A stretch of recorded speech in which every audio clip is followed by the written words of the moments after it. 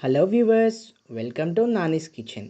ఇవాళ మన రెసిపీ వచ్చేసరికి బ్యాచులర్ స్టైల్ ఎగ్ కర్రీ. ఇలా ఒకసారి ట్రై చేసి చూడండి, మీకే నచ్చుతుంది. మనం ఎగ్ కర్రీ చేసుకోవాలంటే కావాల్సినవి 3 ఎగ్స్, 5 మీడియం సైజ్ ఆనియన్స్, 4 ఎండుమిర్చి, 4 వెల్లుల్లి రెబ్బలు, 3 కరివేపాకు రెమ్మ. ముందుగా కడాయి స్టవ్ పైన పెట్టుకొని 3 టేబుల్ స్పూన్స్ ఆయిల్ పోసుకోవాలి. ఆయిల్ హీట్ అయ్యాక 1 స్పూన్ తాలింపు గింజలు, ముందుగా కట్ చేసిన ఆనియన్ వేసుకొని కలుపుకోవాలి. వెల్లుల్లి, ఎండుమిర్చి, కరివేపాకు వేసుకొని కలుపుకోవాలి.